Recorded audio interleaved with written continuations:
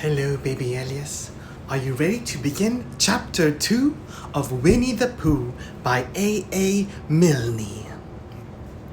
Chapter 2, in which Pooh goes visiting and gets into a tight place. Edward Bear, known to his friends as Winnie the Pooh, or Pooh for short, was walking through the forest one day, humming proudly to himself.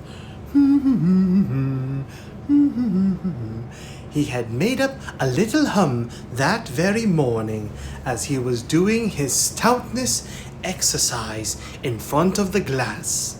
Tra-la-la, tra-la-la, as he stretched up as high as he could go.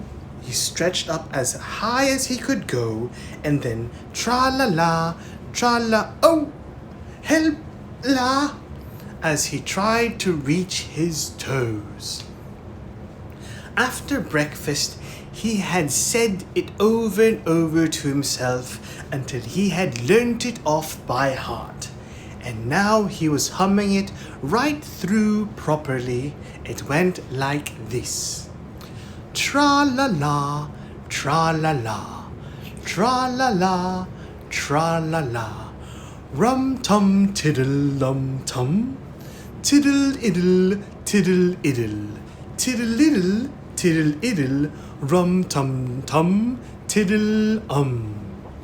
While he was humming this hum to himself and walked along gaily, wondering what everybody else was doing and what it felt like being somebody else, when suddenly he came to a sandy bank, and in the bank was a large hole.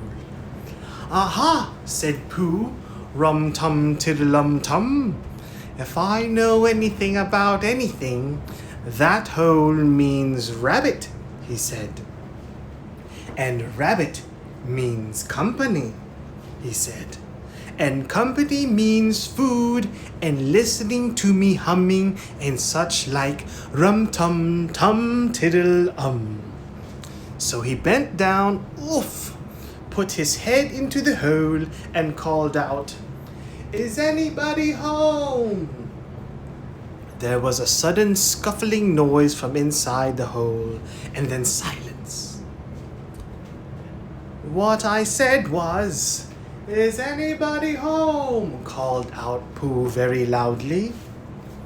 "No," said a voice, and then added, "You needn't shout so loud. I heard you quite well the first time." "Bother," said Pooh. "Isn't there anybody here at all?" "Nobody." Winnie the Pooh took his head out of the hole and thought for a little. And he thought to himself, there must be somebody there, because somebody must have said nobody. So he put his head back in the hole and said, "Hello, Rabbit. Isn't that you?" "No," said Rabbit, in a different sort of voice this time. "But isn't that Rabbit's voice?" "I don't think so," said Rabbit. It isn't meant to be." "Oh," said Pooh. He took his head out of the hole and had another think, and then he put it back and said, "Well, could you very kindly tell me where Rabbit is?" "He has gone to see his friend Pooh Bear, who is a great friend of his."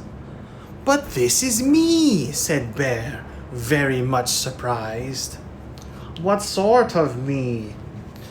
"Pooh Bear."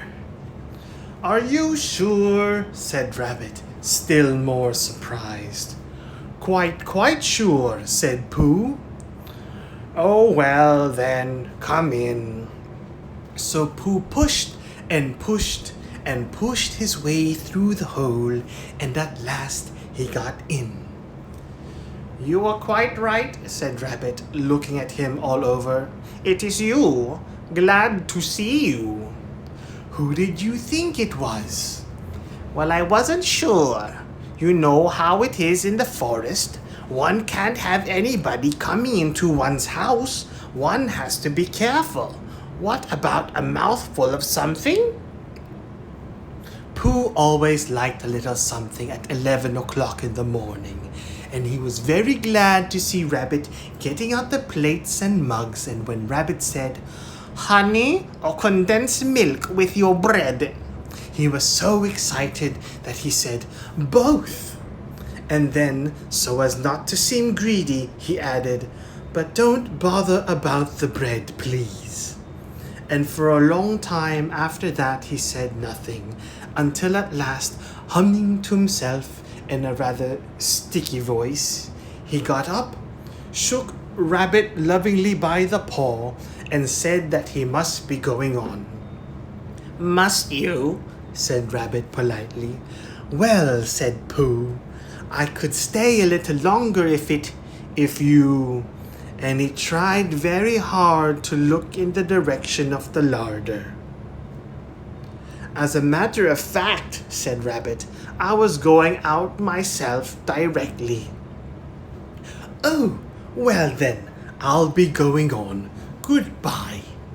"Well, goodbye, if you're sure you won't have any more." "Is there any more?" asked Pooh quickly. Rabbit took the covers off the dishes and said, "No, there wasn't." "I thought not," said Pooh, nodding to himself. "Well, goodbye. I must be going on." So he started to climb out of the hole. He pulled with his front paws and pushed with his back paws, and in a little while his nose was out in the open again, and then his ears, and then his front paws, and then his shoulders, and then... "Oh, help," said Pooh. "I'd better go back." "Oh, bother," said Pooh. "I shall have to go on." "I can't do either," said Pooh. "Oh, help and bother." Now by this time, Rabbit wanted to go for a walk too, and finding the front door full, he went out by the back door and came round to Pooh and looked at him. "Hello, are you stuck?" he asked. No," said Pooh carelessly. "Just resting and thinking and humming to myself." "Here, give us a paw." Pooh Bear stretched out a paw, and Rabbit pulled and pulled and pulled. "Ow!" cried Pooh. "You're hurting." "The fact is," said Rabbit, "you're stuck." "It all comes," said Pooh crossly, "of not having front doors big enough." "It all comes," said Rabbit sternly, "of eating too much. I thought at the time," said Rabbit. "Only I didn't like to say anything," said Rabbit. "That one of us was eating too much," said Rabbit. "And I knew if it wasn't me," he said. "Well, well, I shall go and fetch Christopher Elias Robin." Christopher Elias Robin lived at the other end of the forest, at Walnut Creek. And when he came back with Rabbit and saw the front half of Pooh, he said, "Silly old bear," in such a loving voice that everybody felt quite hopeful again. "I was just beginning to think," said Bear, sniffing slightly, "that Rabbit might never be able to use his front door again, and I should hate that," he said. "So should I," said Rabbit. "Use his front door again?" said Christopher Elias Robin. "Of course he'll use his front door again." "Good," said Rabbit. "If we can't pull you out, Pooh, we might push you back." Rabbit scratched his whiskers thoughtfully and pointed out that when once Pooh was pushed back, he was back. And of course nobody was more glad to see Pooh than he was.